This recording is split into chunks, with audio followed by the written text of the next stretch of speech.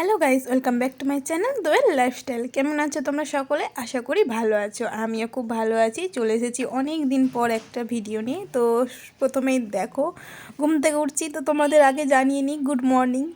তো দেখো এখন হচ্ছে ঠান্ডা পড়েছে, মানে শীতকাল চলছে, আর ঘুম ভেঙেও ঘুম ভাঙতে চাই না। তার জন্য দেখো লেপ ছেড়ে উঠতে ইচ্ছে করে না। কত কষ্ট করে উঠতে হয় প্রত্যেকটা দিন। এটা হচ্ছে প্রত্যেকটা দিনের রুটিন যে লেপ ছাড়া উঠতেই পারা যায় না, তবুও কষ্ট করে তো উঠতে হবেই। তো উঠে দেখো এখানে বসে রয়েছি, কারণ মনটাই মানে না যে এখনই আবার লেপটা ছেড়ে দিতে হবে। তো প্রথমে দেখো বসে নিয়ে আমি ভাবছি কি করবো, এত ঠান্ডাও পড়েছে। ভেবে তো উপায় নেই, বলো, উঠতে তো হবেই। তার জন্য একটু মনটাকে মানিয়ে নিয়ে হচ্ছে ওঠার চেষ্টা করছি। আর এতটাই পরিমাণে ঠান্ডা পড়েছে যে মানে কিছু আর ভাবাই নাই। তো আমার এটা প্রত্যেকটা দিনের রুটিন হচ্ছে উঠে নিয়ে কিছুক্ষণ বসা, তো সেই রকমই হচ্ছে বসে রয়েছি। আর এতটাই ঠান্ডা লাগছে যে আমি পারলাম না, যে আমার সামনে সোয়েটার ছিল, সোয়েটারটা হচ্ছে খুলে নিয়ে পরতে লাগলাম। দেখো আমাকে দেখলেই বুঝতে পারবে।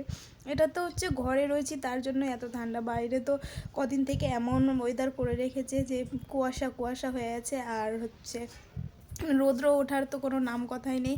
যদিও বা ওঠে একটু একটু রোদ ওঠে, আর তো রোদ্রের মুখ দেখাই যায় না। আর এতটাই কুয়াশা পড়ছে যে বলার কথা নেই। তো দেখো আমি এখানে হচ্ছে সোয়েটারটা পরে নিলাম, কারণ ঠান্ডা লাগছে। তার আগে নিজেরকে আগে বাঁচাই, তারপর আর কিছু করা যাবে। তো আগে সোয়েটারটা পরে নিলাম, তারপর আবার কিছুক্ষণ বসবো, কারণ মনটা তো মানে না না যে কি উঠতে হবে।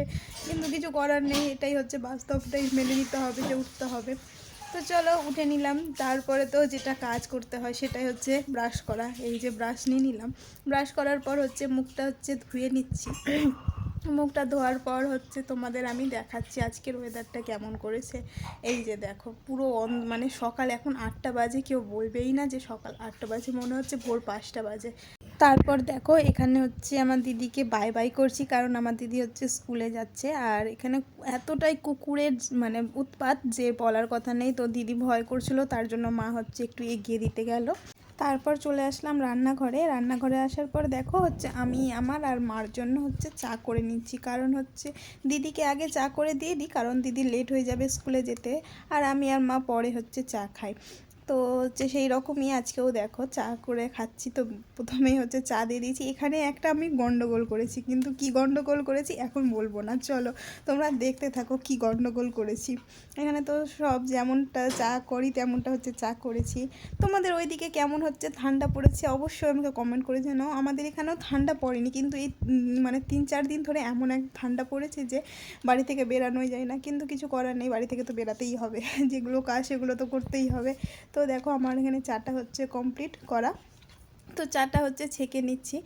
আর এই তো চাটা ছেঁকে নেওয়ার পর এখনও দেখো আমি কিন্তু বুঝতেই পারিনি যে আমি কি গন্ডগোল করেছি। এখনও হচ্ছে আমি যেমনটা হচ্ছে চা করে চা নিয়ে যায় সেই রকমই হচ্ছে।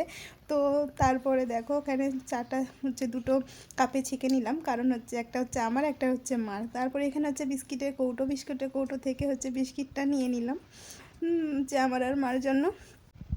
এবার দেখো একটা ফাঁকা গ্লাস নিয়েছি। গ্লাসটা কী জন্য নিয়েছি বলো তো?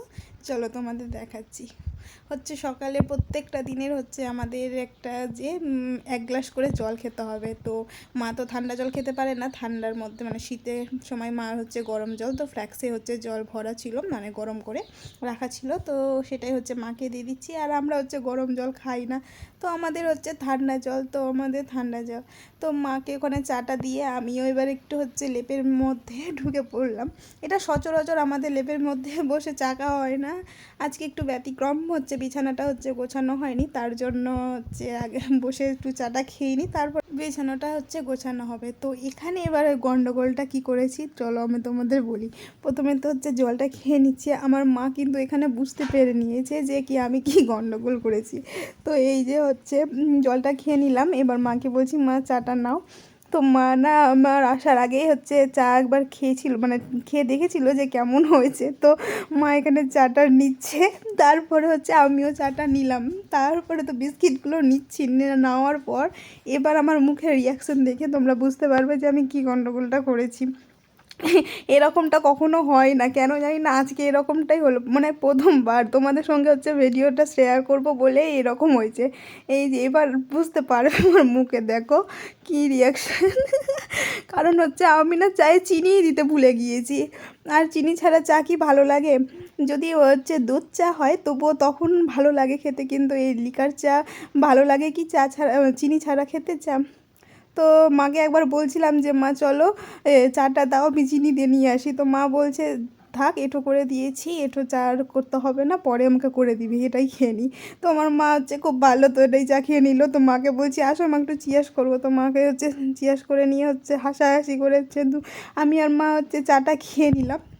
তো খেয়ে নেওয়ার পর হচ্ছে এখনই কি শেষ সকালটা? এখন সকালটা শেষ নয়, এখন হচ্ছে কিছুক্ষণ বসবো, ফোন ঘাঁটবো, তারপরে হচ্ছে এই যে দেখছো লেপের ভেতরে আমি পা ঢুকিয়ে বসে রয়েছি, সেই পা হচ্ছে আর তো থাকা যাবে না বেশিক্ষণ, এটা হচ্ছে গোছাতে হবে।